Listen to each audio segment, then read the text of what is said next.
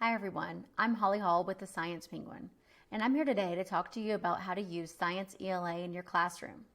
ScienceELA is a resource that's designed to expose students to high-quality, engaging texts about informational science concepts. And it's designed to give them an opportunity to practice writing to support a claim based on the evidence that they've read in the informational texts. Each of our ScienceELAs covers an overarching theme. For instance, this one is species and environments, and there are 3 topics within the theme. For this video, we're going to look at the Galapagos species. Each topic is designed to last 1 week with 5 lessons that are 15 minutes each. So your whole theme should take about 3 weeks. On slide 7, we have the link to get to your Google Slides to access the resources that you need for this ScienceELA. You're going to be using this to project the text throughout the week and to use your evidence table with your students and your writing piece. This table right here gives you a breakdown of basically what you're going to be doing each day, although we have a guide that goes into more detail as well. If you're just starting out, we recommend following the directions as they're written so you can get used to it. We also have some advanced options for students who are ready for a challenge and some options for additional support. So if your classroom needs vary, I definitely recommend looking at page 8 of this document to give you some ideas on what you could do for differentiation. Our guide starts on page 9. This is going to walk you through what to do each day. So for day 1, it says you're going to project slide 1 to introduce the claim and to read 5 facts about the Galapagos Islands. So opening our Google Slides document, here is our claim. Species in the Galapagos Islands are unique. And then here's the article that they'll be reading on day 1. They're going to read 5 facts about the Galapagos Islands. Now you would do this as a read aloud. You would stop to make sure that they're understanding each of these things that they're reading and make sure that they're comprehending this really well, because this is the backbone of the things they're going to be learning throughout the rest of the week. So that's day 1. Day 2, this is where you might want to look at the picture here on day 9. It shows you where you're going to be putting the information for day 2, 3, 4 in the evidence table, okay? So day 2 says to project slide 1 to review the claim again.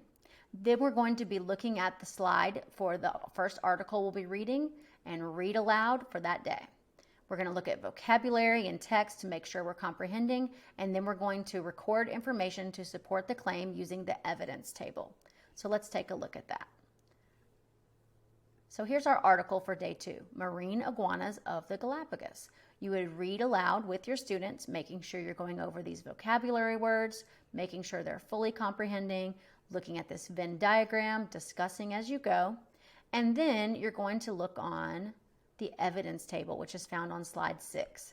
So each of these rows has what you're going to fill out for day 2, 3, and then 4. So the first day we read about the marine iguanas. You would come up with an adjective to describe the iguanas based on what you've read. So sea-dwelling would be a great way to describe these iguanas. Of course, the species is the marine iguana, and you would know all of this after you read this, okay? You're not expected to know it now.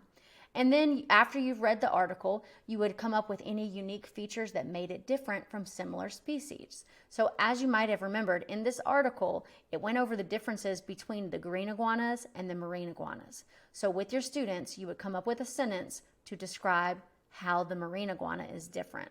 So something like, compared to green iguanas, they're shorter, they have longer claws, they're black and red, and they have a gland to remove salt from the seawater, okay? So we've just come up with the things that go in this chart for day 2 based on the article that we've read. Day 3, very similar. You're going to be looking at the next article, which is about the giant tortoise. And then you're going to go back to slide 6, fill out these rows about the giant tortoise. And then day 4, you're going to be reading about the Galapagos sea lions. This is in the form of an interview with a professor. And then you'll go back to slide 6 and fill out these rows about the Galapagos sea lions.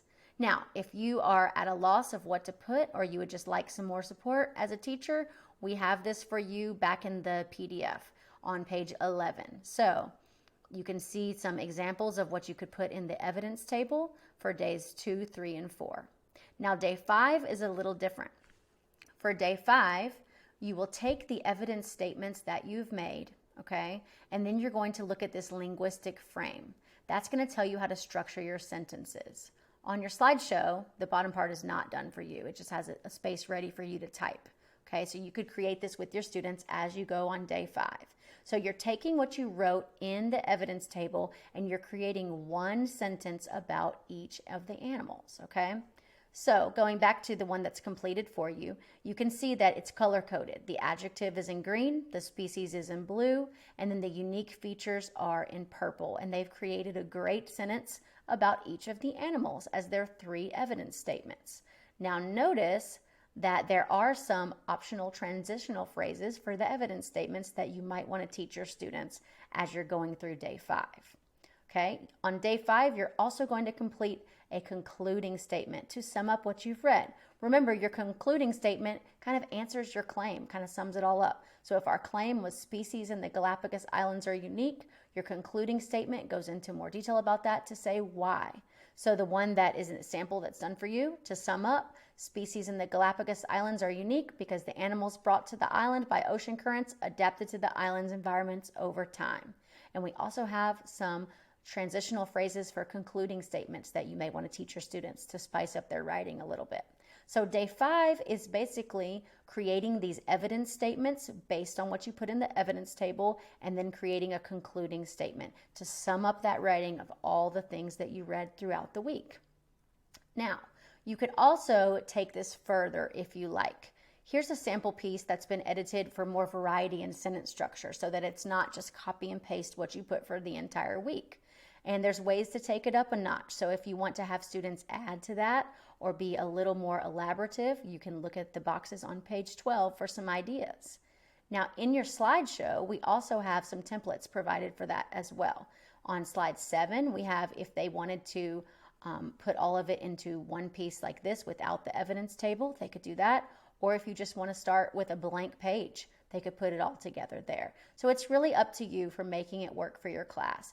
But the gist of the whole point of ScienceELA is reading these really informative articles about topics that kids love and then finding the evidence of the things that are important in it and then tying it all together to support a claim. So in this way, it really brings together ELA and science into one, and it's a really enjoyable activity.